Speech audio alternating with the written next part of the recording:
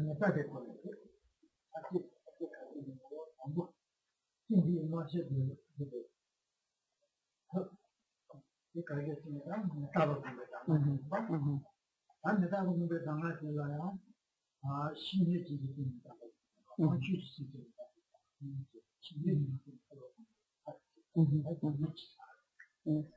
난 주시입니다. 보는데 이시입니다. 내가 나중에 라운드다 봐. 신뢰다 봐.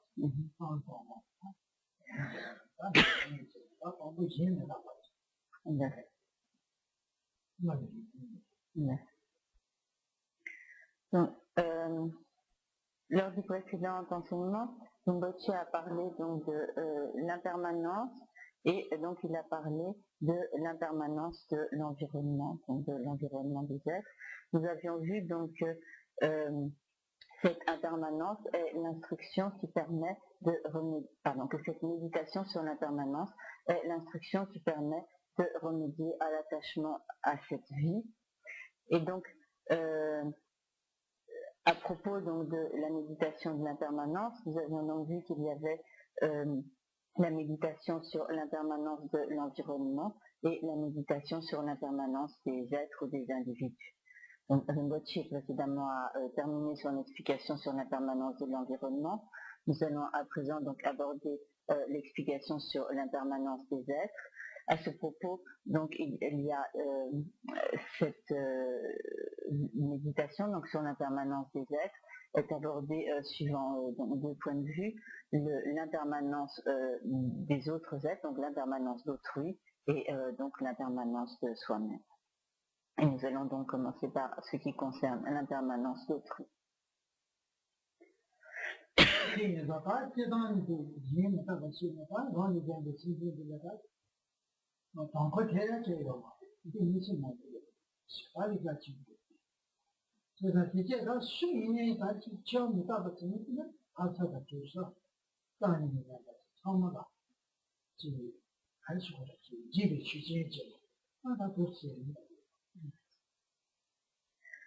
Tous les êtres autres que nous-mêmes sont en nombre infini, ils sont véritablement donc innombrables, impossibles à dénommer, à dénombrer, donc tant ils sont nombreux.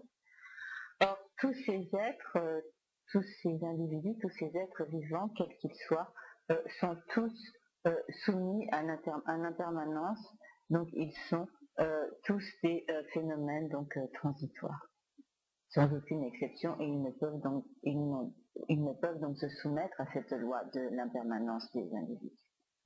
Ils ne peuvent pas ne pas se soumettre, à cette loi de l'impermanence des individus.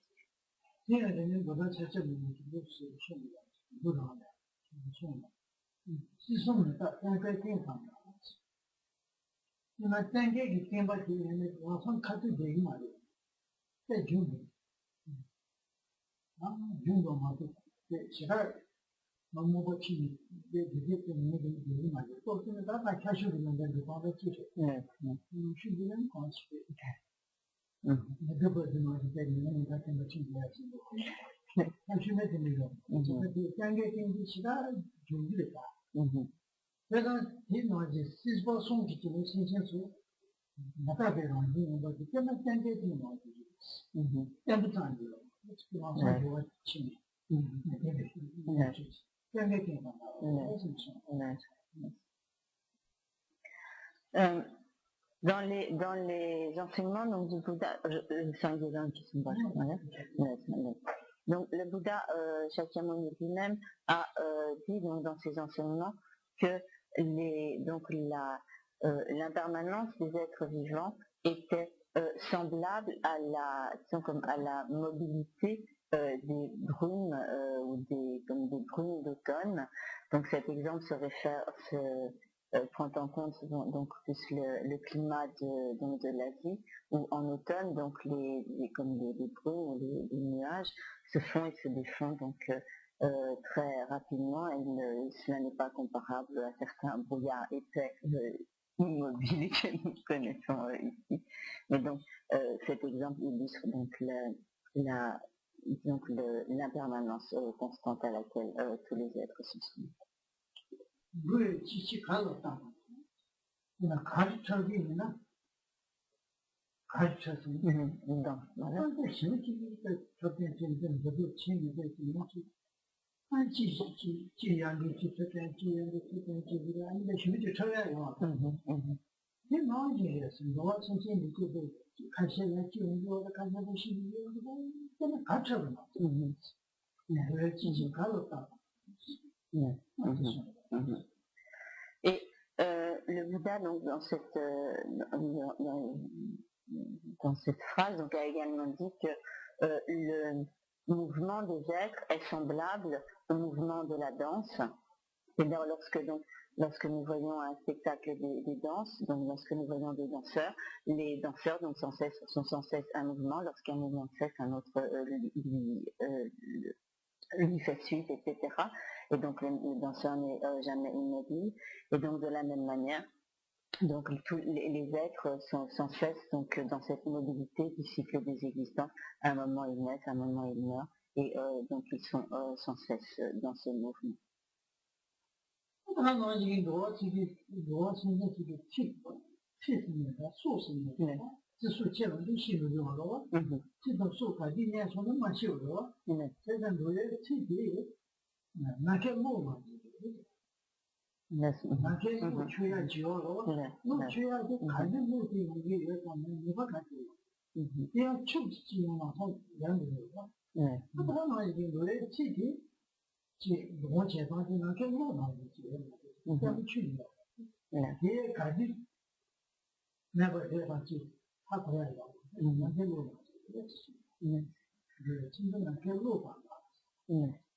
Et donc le Bouddha a ajouté donc lors de ce discours que donc la vie des êtres est semblable à un éclair dans le ciel. Donc en effet, donc nous ne savons pas à quel moment l'éclair va se produire, nous ne savons pas donc donc immédiatement après s'être produit, donc il prend fin, et donc de la même façon la vie des êtres dans le cycle des existences prend fin donc aussi rapidement que l'éclair. Et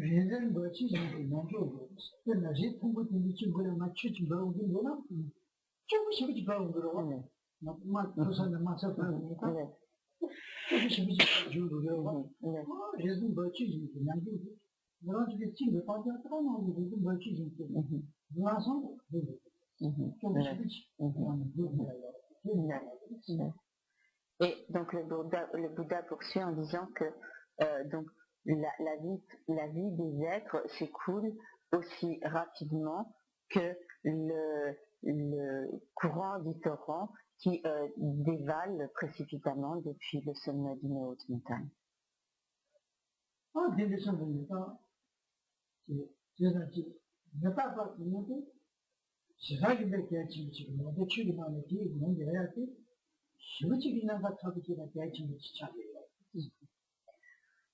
Donc, selon les enseignements bouddhistes, la méditation sur l'impermanence est quelque chose d'extrêmement important.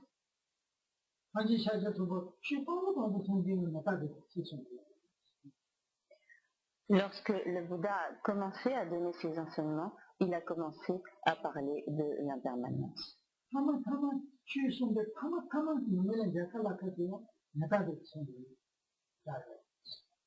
Et également ces tout derniers enseignements, juste avant qu'il ne passe donc dans le parinirvana, donc ces tout derniers enseignements traitaient également de la souffrance, de l'impermanence.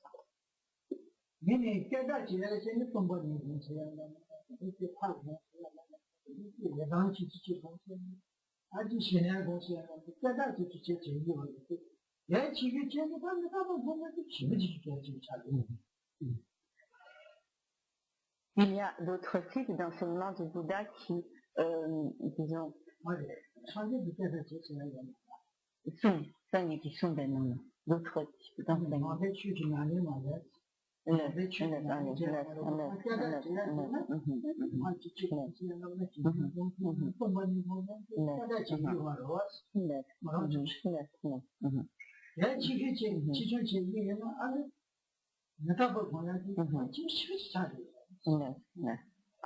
Donc, parmi les diverses pratiques donc, des enseignements du Bouddha, donc,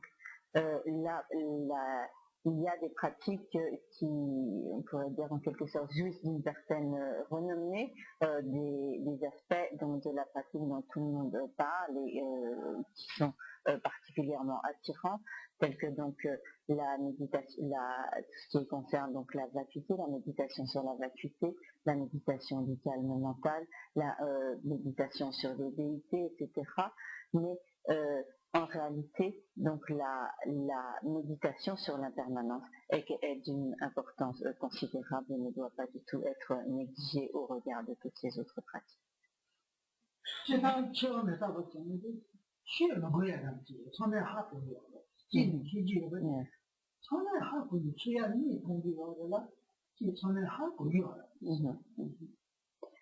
De manière générale, nous pensons que l'impermanence est quelque chose que nous connaissons et que, en quelque sorte, nous pouvons négliger.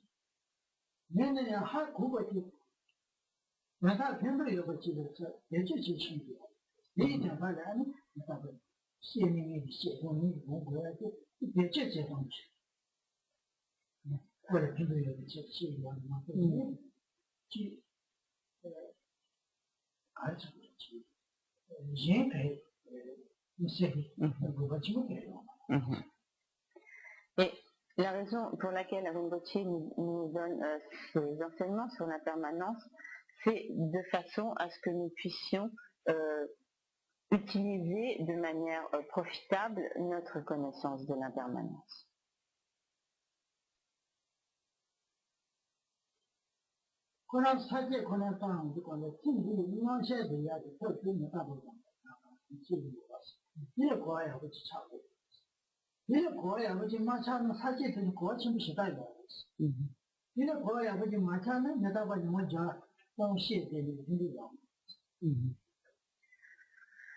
Il est extrêmement important de bien comprendre la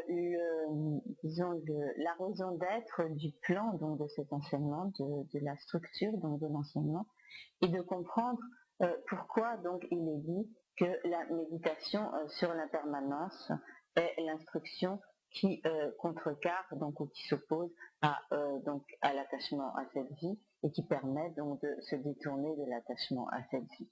Si on ne comprend pas le fondement donc, de cette méditation en tant que remède à l'attachement à cette vie, on pourra donc parler, étudier pendant des centaines d'années l'impermanence, mais cela ne sera pas utile.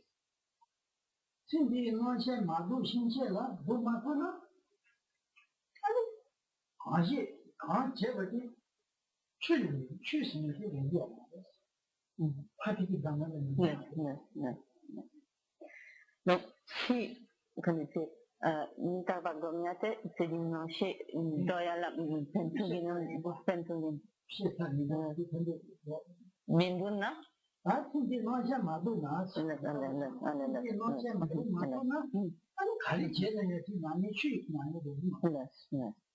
Or, si nous n'arrivons pas à nous détourner de l'attachement à cette existence, notre pratique ne pourra pas être une pratique du Dharma.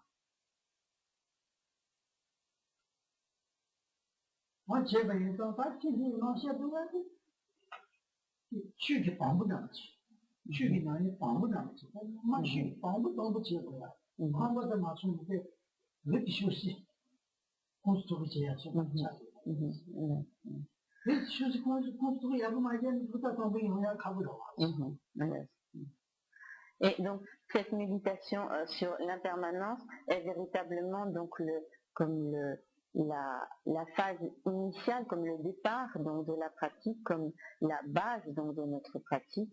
Et donc, sans cette compréhension, sans la méditation donc, sur l'impermanence, sans cette base, donc, nous ne pourrons rien construire. De la même manière que si nous voulons construire une maison, mais que le rez-de-chaussée est construit n'importe comment, il est certain que nous ne pourrons élevé, donc aucun étage au-dessus de ce rez-de-chaussée s'il est bâti n'importe comment.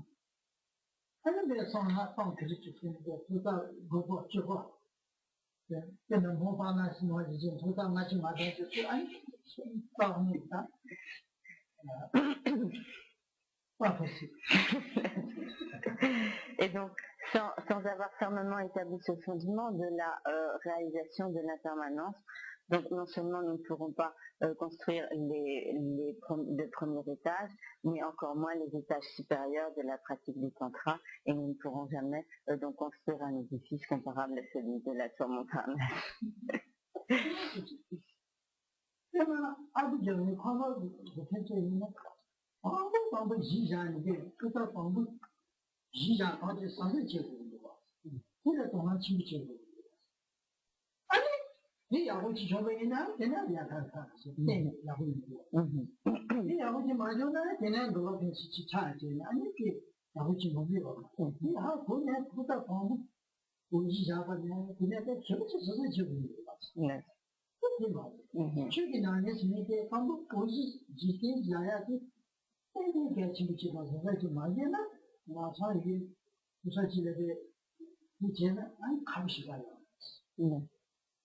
C'est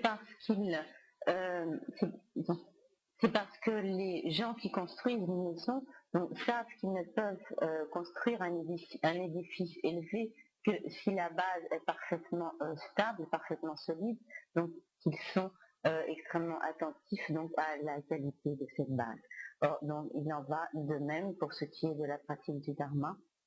Si nous n'établissons pas donc cette base solide par la méditation et la réalisation de l'impermanence, nous ne pourrons pas construire donc un édifice élevé dans notre pratique.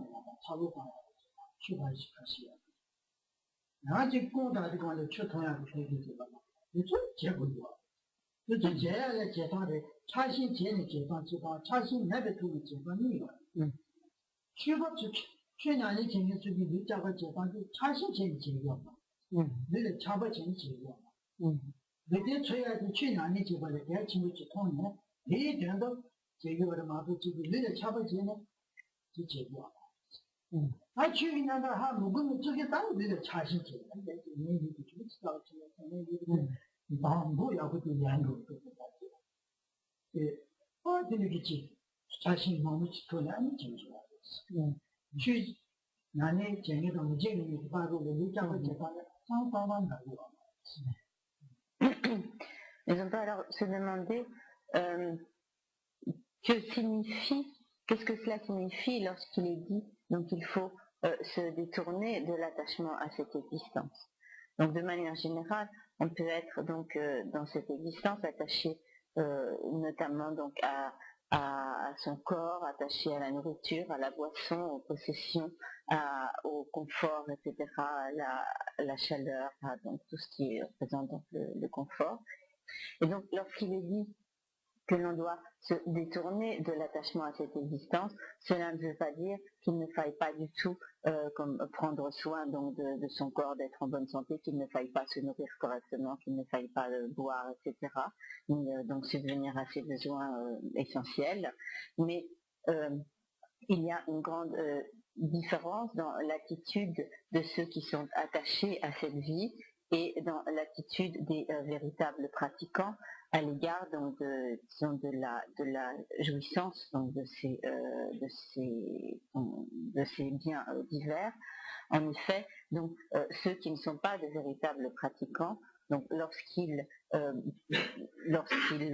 absorbent la nourriture, lorsqu'ils se vêtissent, etc., ils le font avec un attachement à ce corps, avec l'attachement à la nourriture, avec l'attachement aux biens matériels, etc. Alors que les pratiquants, les véritables pratiquants, donc, prennent soin effectivement donc, de ce corps, ils se nourrissent, etc. Mais la raison pour laquelle ils prennent soin de ce corps, ce n'est pas l'attachement donc à cette vie, mais c'est parce qu'ils il s'efforce de préserver ce corps en bonne santé de manière à pouvoir l'utiliser efficacement à la pratique. 那当然你去过去哪里去也不仅是其实也都是解决，这是不对的，都是解决。所以我的平常方呀，就进你这是不对别人上身体的插不紧，身体的插不紧，插些紧，紧嘛，稍微Également, donc, les véritables pratiquants du Dharma s'efforcent d'utiliser les méthodes qui permettent de prolonger la vie, donc qui permettent de jouir d'une longue vie. Mais s'ils font cela, ce n'est pas par attachement à cette vie. 对这一点呢，他现在这个个来不是能有的，那么帮不起，这肯定是这肯定的，早回去框框的那个肯定这个早请不起，那个人呢，不说，他不起不起，而且还可能起，还可能起人呢，他就别这要不起结果，然后他别这结的嘛的，就拖到起没人呢，他就旁不着看起不起。 我们的去过这个那个俺那个在早期不前的嘛人呢，他们那些的工人这别人家呢按照他屋里边的按照这他们在解决了，而且跟估计在早期不前的就还会的，他就别这解决嘛那个就拉松呢，他拉手术呢，这个嘛在上面，必须要去。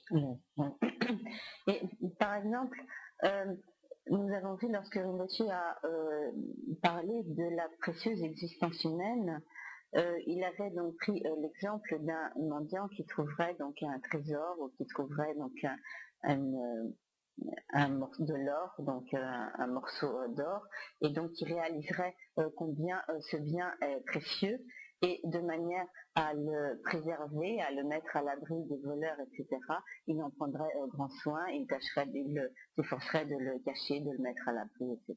Et donc, il en prendrait très grand soin pour être sûr de ne pas en être dépossédé avant d'avoir pu en tirer jouissance.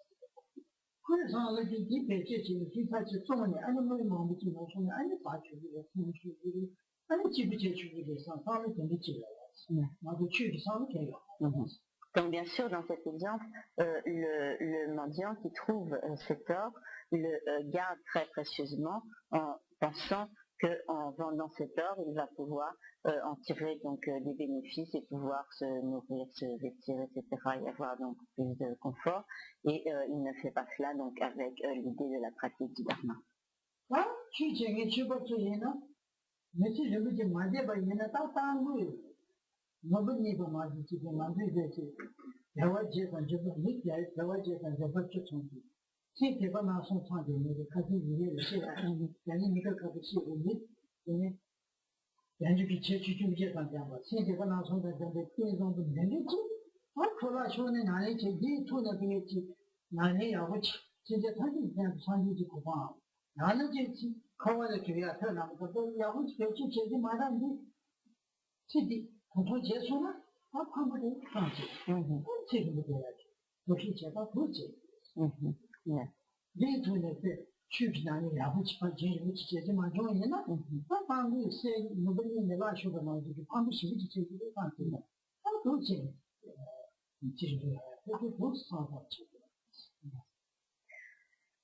Mais lorsque le véritable pratiquant du dharma pratique les méthodes qui permettent donc d'avoir une longue vie, ce n'est donc pas par attachement à cette vie, mais c'est parce qu'il est conscient donc d'avoir à présent donc obtenu le support d'une précieuse existence humaine, dotée donc de toutes les qualités, de toutes les disponibilités, des 8 disponibilités, des 10 qualités, doté également donc des qualités de l'esprit que nous avions vues donc à propos des trois sortes de foi ou de confiance, etc. Et donc lorsque le véritable pratiquant du dharma réalise donc l'importance de cette précieuse existence humaine, il s'efforce donc de la prolonger de manière à pouvoir l'utiliser à bon escient donc soit pour l'obtention de l'état de Bouddha pour le bien de tous les êtres, soit donc pour l'obtention de la libération du cycle des existences. Et donc car il est conscient que s'il perdait cette précieuse vie humaine sans avoir pu donc en tirer profit par les pratiques donc qui permettent de se diriger donc vers ses buts, ce serait donc pour lui un très grand dommage, de la même manière que le mendiant réalise que s'il perd l'or qu'il a trouvé avant d'avoir pu donc l'utiliser et en tirer profit, ce serait pour lui donc un très grand dommage.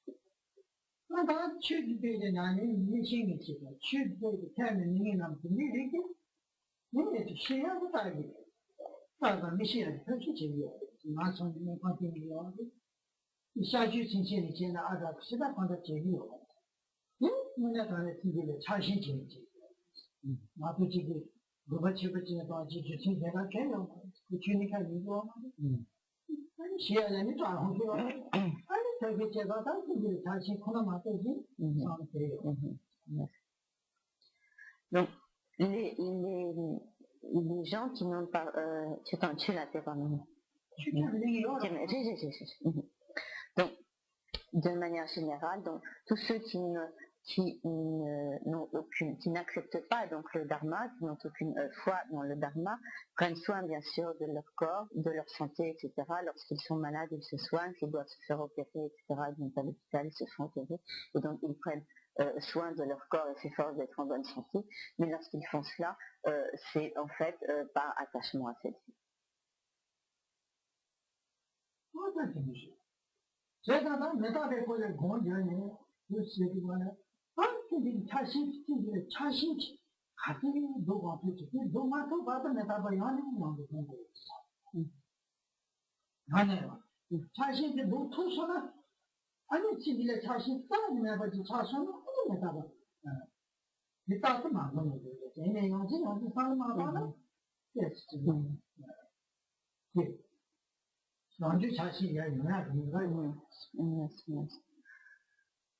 Ainsi, la méditation sur l'impermanence est une pratique à laquelle on doit se consacrer constamment tant que l'on ne s'est pas véritablement détourné de l'attachement à cette existence. Et donc cette méditation doit être poursuivie jusqu'à ce que l'on ait réussi à véritablement se détourner totalement de l'attachement à cette existence. Une fois que l'on aura véritablement, que l'on se sera véritablement détaché donc de l'intérêt, de tout intérêt pour l'existence, pour cette existence présente, à ce moment-là, on pourra en quelque sorte donc, relâcher donc cette méditation sur l'impermanence, ce qui ne veut pas dire qu'on devra comme complètement l'abandonner, mais à ce moment-là, donc on n'aura plus besoin de méditer complètement l'impermanence, mais simplement de revenir dessus de temps à autre pour éviter donc que cette réalisation ne se dégrade et qu'à nouveau se produise l'attachement à cette existence.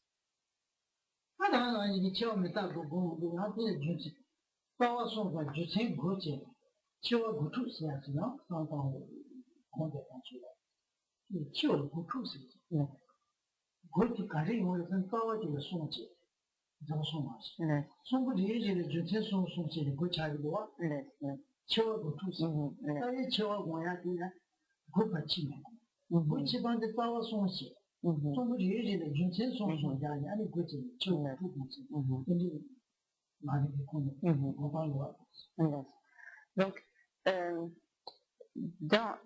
en particulier donc dans les enseignements de la voie progressive, les explications sur la manière de méditer donc l'impermanence sont réparties en 9 divisions qui se rattachent une division et parmi ces 9, donc chacune se rattache donc à 3 divisions de base. Donc il y a en fait 3 divisions de base qui ont chacune 3 subdivisions.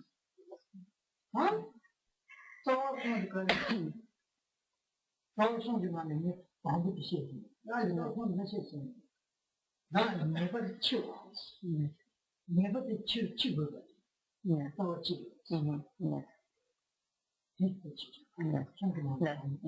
，Donc les trois, disons, divisions de base de cette méditation sur l'impermanence, de ces trois divisions, donc la première concerne la certitude de la mort. Donc en effet, il est certain donc, que nous devons mourir.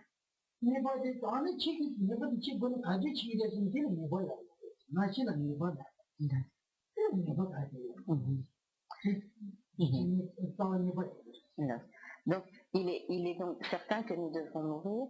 Et la deuxième division donc, de base concerne le fait que nous n'avons aucune certitude quant au moment de notre mort.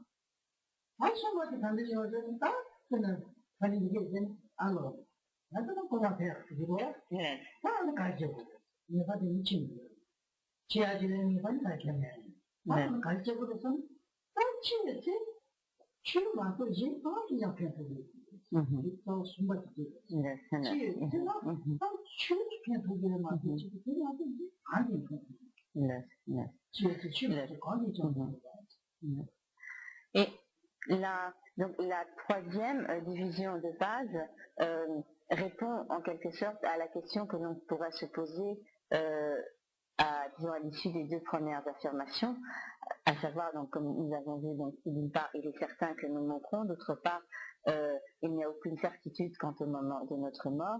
Nous pourrions nous dire alors, mais alors, quoi faire, comment faire? Et donc, la troisième subdivision expose le fait que au moment de notre mort, rien d'autre que le dharma ne pourra nous être utile.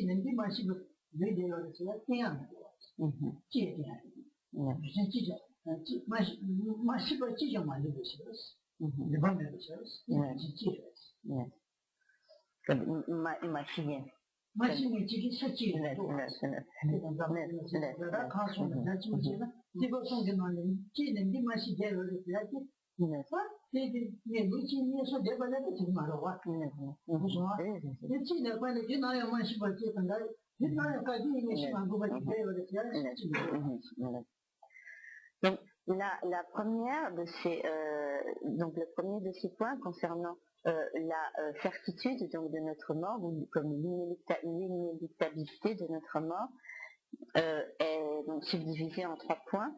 Et le premier de ces points, la première de ces explications et de ces démonstrations est que donc il n'y a pas un seul être vivant dans le monde qui ait pu donc échapper à la mort. Donc il n'y a aucun être il n'y a personne donc, qui n'ait jamais pu échapper à un moment ou à un autre, donc échapper à la mort.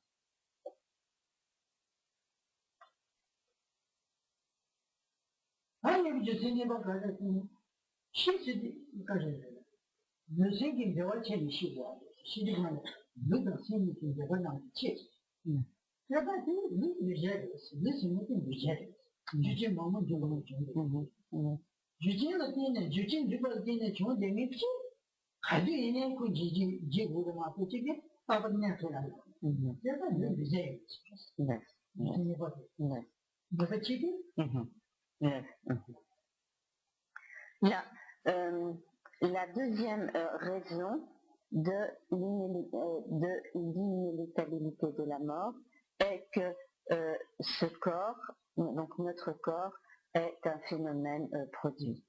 Donc en effet, lorsque donc, le raisonnement est présenté de cette façon-là, donc la raison pour laquelle donc, la mort est inéluctable est que ce corps est un phénomène produit. Donc en effet, au moment de la mort, il y a rupture de la relation entre le corps et l'esprit. Et donc, ce corps étant un phénomène produit, donc un phénomène composé, produit par la conjonction de causes et de conditions, il est inévitable qu'à un moment ou un autre, il soit détruit, il prenne fin. N'est-ce pas? Hein? Somebody 가야잖아. 찍게 뭐라고 저기 찍게 난 어디 치는 시는 깨지 못하다시. 네. 깨지 못하고 그렇지. 아니 내가 지금 주제도 소문에 까먹고 소문에 까먹고 네. 다 추리해요. 다음에 예 먼저 지금 남아 다시 봐요. 주제 도시에서 이 대상만 이게 소문도 무슨 깨져 돼요. 네. 그래서 다 소문 얘기 이제 제 너무 통통 들어와요. 찍게 되듯이 souvent j'ai dit que vous avez ce genre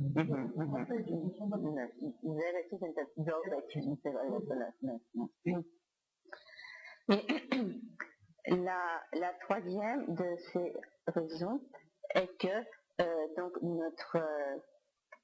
notre vie en fait s'épuise d'instant en instant ou comme de seconde en seconde. Donc dans les enseignements bouddhistes, on parle de ce qui s'appelle kéchik, donc que l'on traduit par instant. Donc au XXe siècle, donc à présent, on divise le temps en heures, en minutes, en secondes, etc. Donc on peut aussi bien nous parler de secondes, cela revient au même, quoi, puisque c'est une mesure de temps brève. Et donc ainsi notre vie ne fait que s'épuiser constamment donc de seconde en seconde.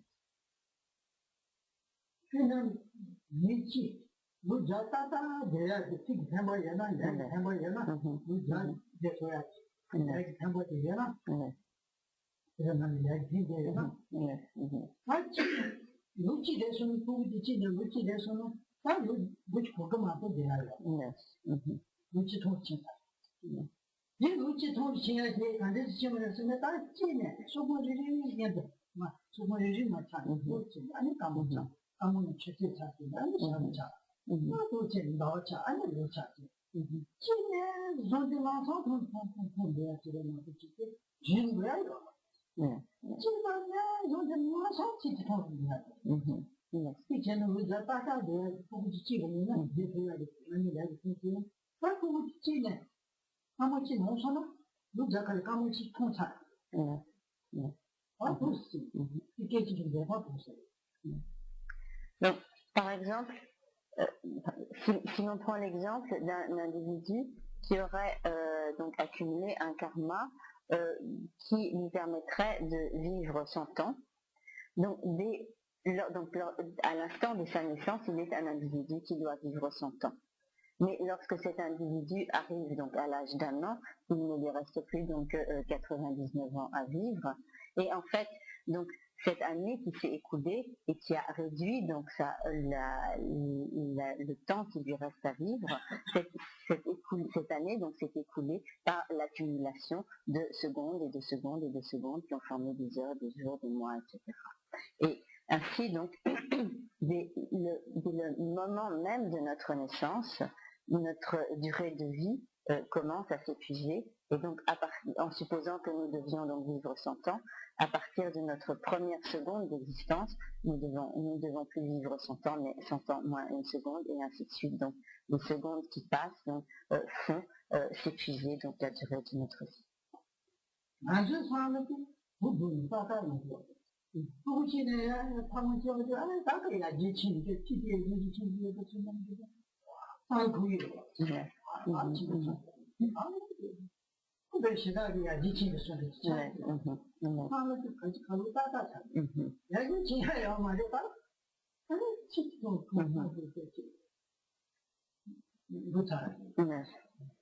Et donc, de manière générale, nous avons la conception totalement opposée qui consiste à nous dire que donc lorsque nous sommes un nouveau-né, en fait, nous avons devant nous toute une progression que nous nous développons jusqu'à donc l'enfance, l'adolescence, l'adulte, etc.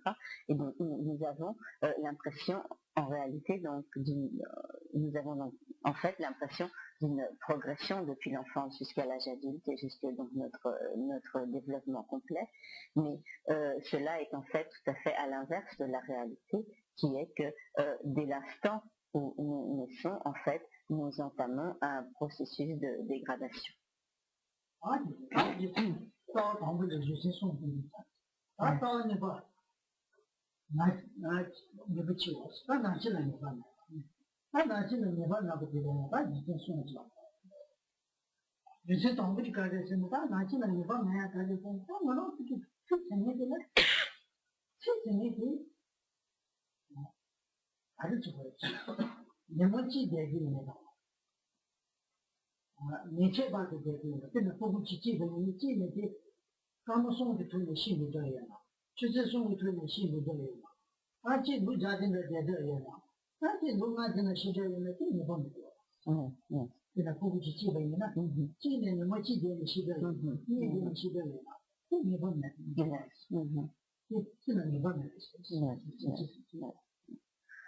Donc,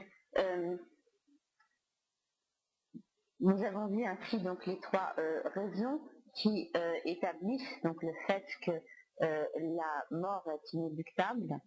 Et donc nous allons aborder maintenant les raisons qui établissent donc le fait que donc le moment de la mort est incertain, donc qui établit donc l'incertitude du moment de la mort et par conséquent donc le fait que la mort peut intervenir donc à se produire à tout moment.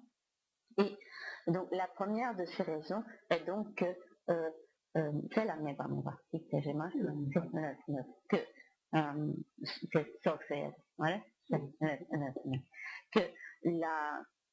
la première de ces raisons est que la vie est sans certitude. En effet, donc ce qui est signifié par cela, c'est que si on prend l'exemple d'un nouveau-né, en fait, on n'a pas la moindre certitude qu'il puisse vivre 3 heures ou 3 mois ou 5 ans ou 20 ans ou 100 ans. Car donc, nous n'avons aucune certitude quant à la durée de sa vie.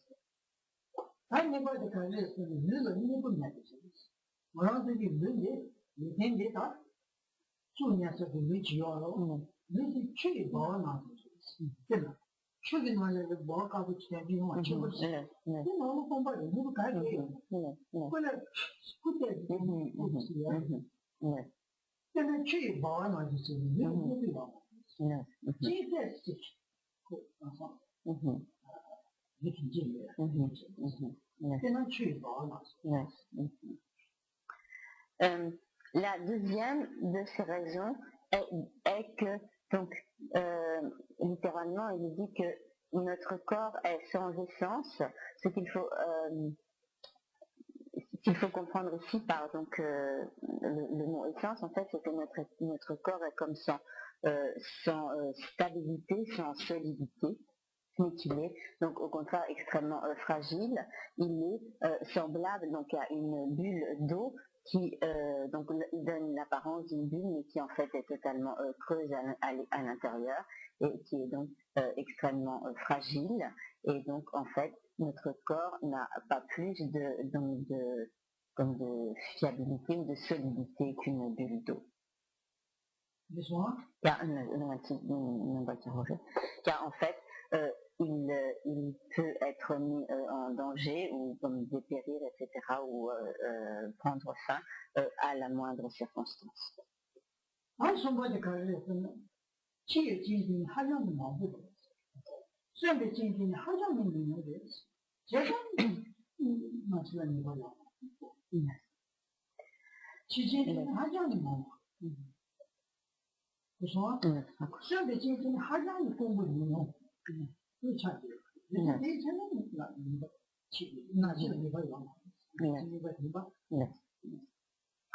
Et la troisième raison expliquant donc fondant le fait que le moment que nous n'avons aucune certitude quant au moment de notre mort, c'est que les circonstances pouvant provoquer la mort sont extrêmement nombreuses et les conditions de vie sont extrêmement réduites ou en petit nombre.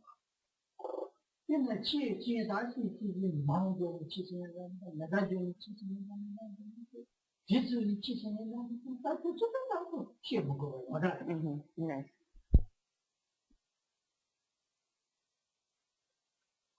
到今的大人到是哪怕这个就家里努力的做，你这是挺关键这个事情。Yes. 当然，你叔叔的没出来的头些钱，你就路路也不让去搞个呢，关键钱呢是没有。俺那这个没出来的，当然在多钱也会去啥，你别多钱的嘛，就不这个是没有。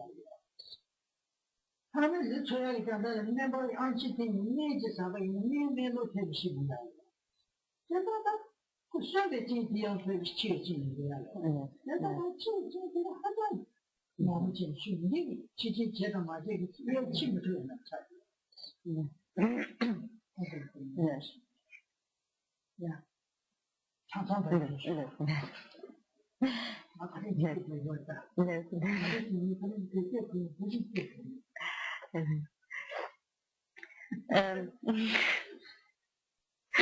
Donc, lorsqu'il est dit que les circonstances ou les conditions, situations, etc. pouvant provoquer la mort sont extrêmement nombreuses, donc cela se réfère bien sûr à tout ce que nous pouvons imaginer comme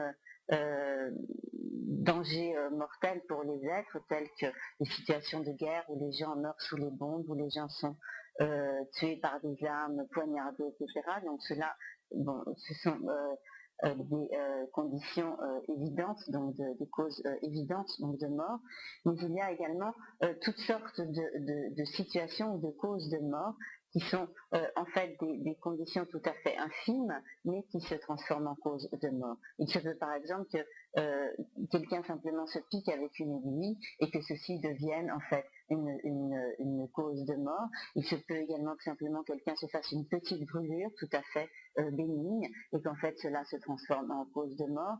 Il est également possible que quelqu'un, en absorbant une nourriture qu'il pensait être bonne pour lui, en fait, meurt à cause de cette nourriture qui s'est avérée comme devenir un poison pour lui.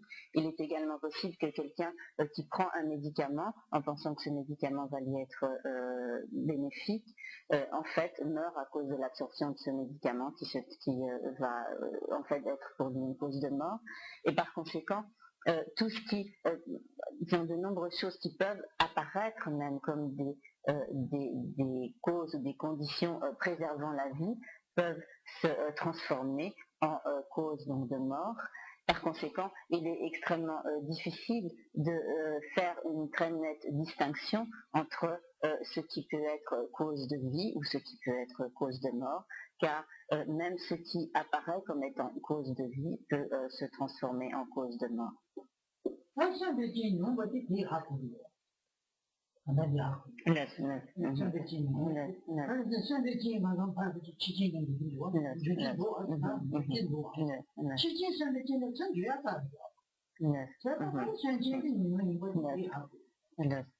Et donc, en étendant ce raisonnement, nous pouvons donc facilement comprendre que, comme dans la deuxième partie de ce raisonnement, ce qui est dit dans la deuxième partie de ce raisonnement, c'est que donc les circonstances ou les causes de vie sont très réduites, car donc comme nous l'avons vu, de nombreuses causes ou conditions de vie peuvent se transformer en conditions de mort, mais par contre il est impossible que les causes de mort puissent se transformer en causes de vie.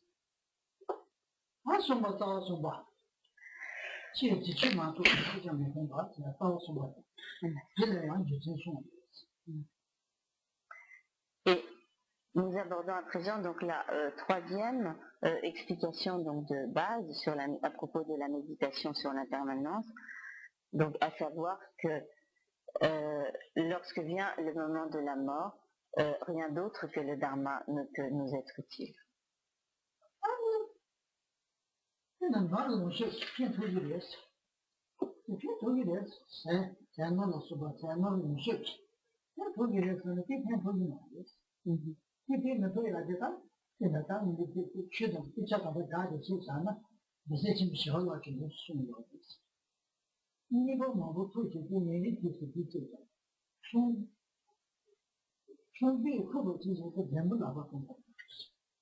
그래서 집들에 배더니 이거 뭐 시고 손에 쥐고 시고 잘 돼요 나. 그래서 다 이제 그 상태는 뭐또 남지 진짜가 다시 뭐 사용한 거지. 사람이야 예산이 그거 갖고 지금 사이로 네, 네, 지금 네, 로 네, 네. 그거 얘네야